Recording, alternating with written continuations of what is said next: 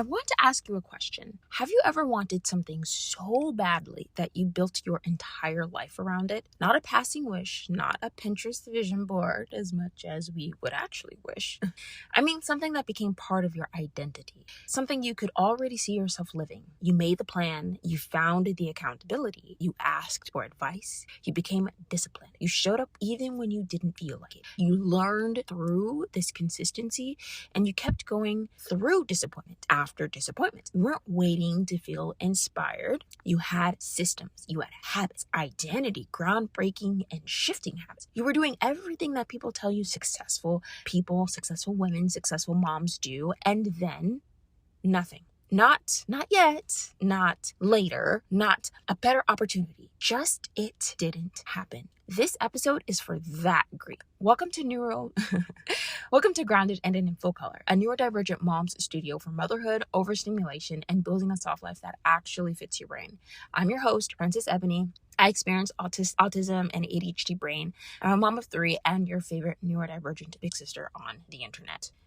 We don't talk about this enough. I think we've accidentally created a culture where every story has become inspirational. Everything has to become a comeback. And I recently saw on my husband's Instagram feed account a few months back about how there are certain rinse and repeating of these narratives of common storylines.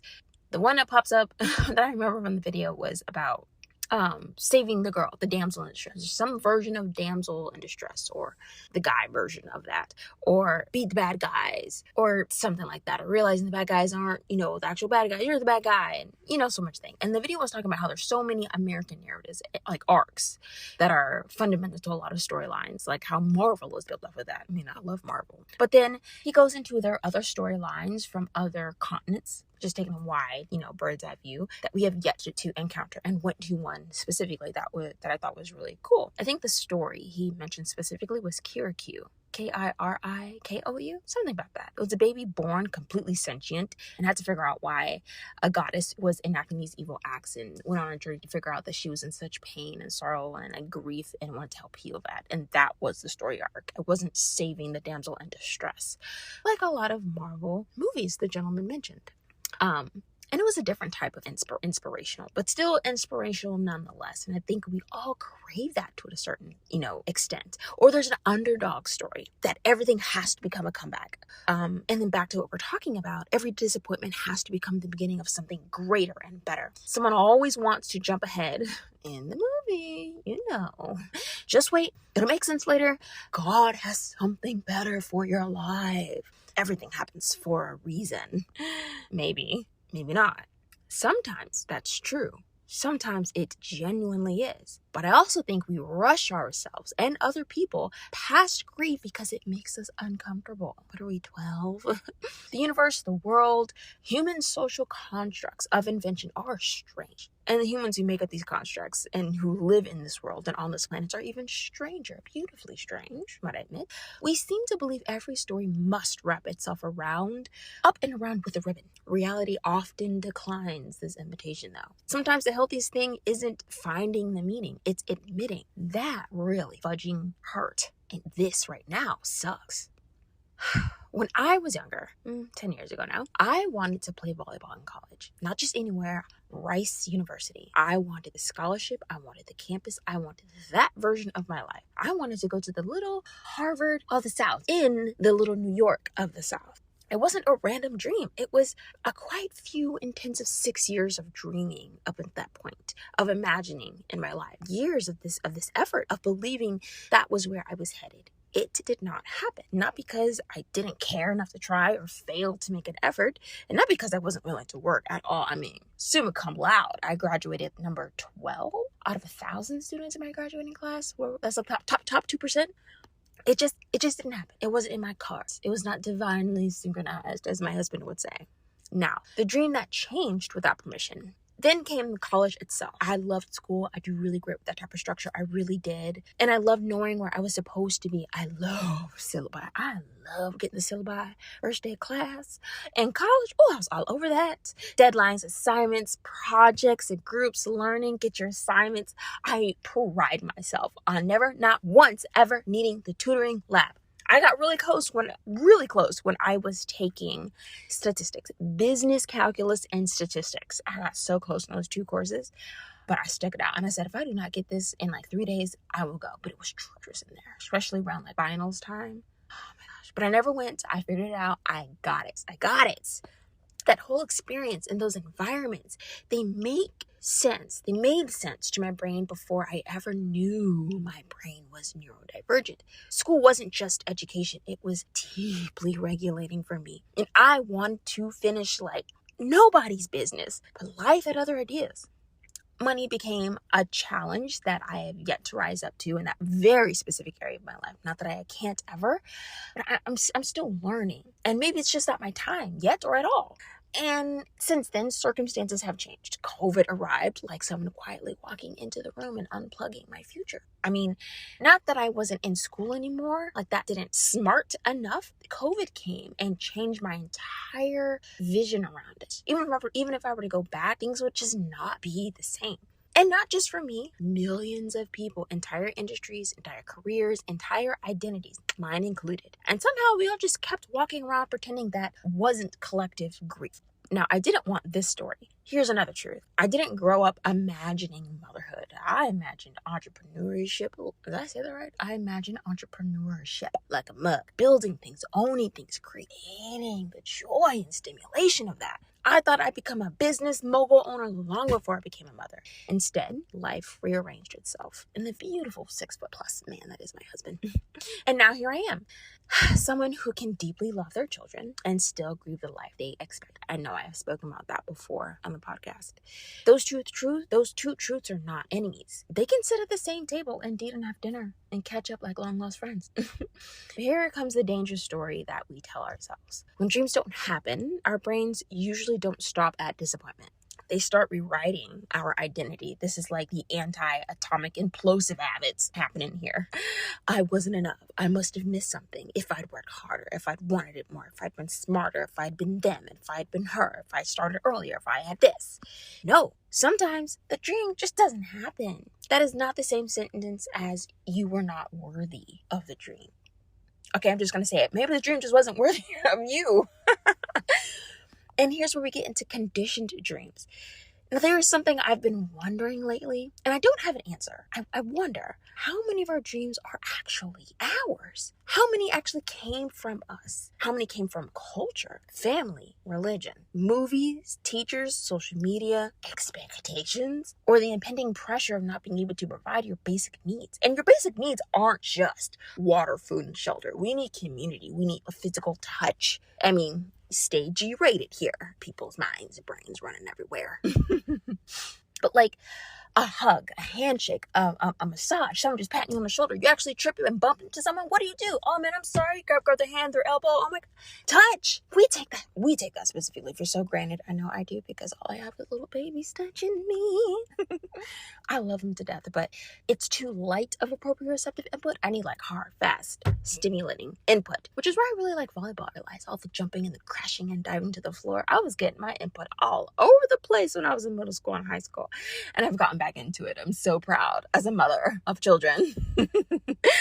And I guess that's a childhood dream that was made for me, because I'm coming back to it after a long hiatus, after a long sabbatical, and it still lights me up like the 7-year-old that I am at heart.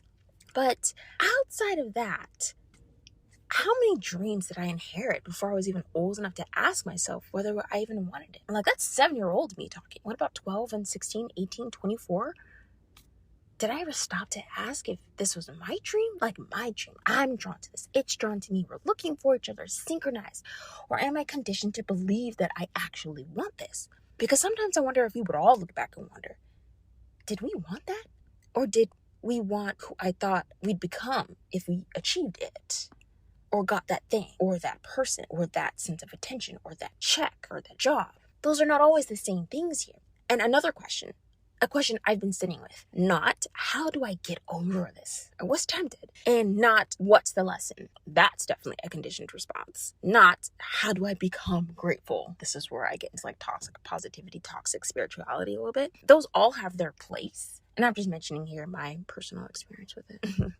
But they're not my first question anymore. My first question is, what part of me is grieving? I have to acknowledge this hurts and not just steamroll right over it. Because maybe it isn't the goal. Maybe it's the identity. Maybe it's the certainty. Yes, Ebony is definitely the certainty. Definitely the certainty. Maybe it's the imagined future for others as well. Maybe it's the version of ourselves that we already loved before we ever knew we existed. That deserves compassion, not interrogation, like one of those lights they like shine into your face like in The Incredibles.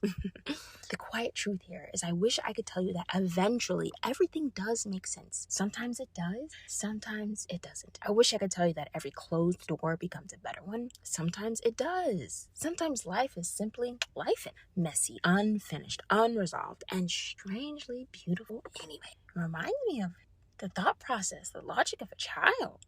Like, how do you explain a concept to a child that you know in your bones so the child does not understand yet?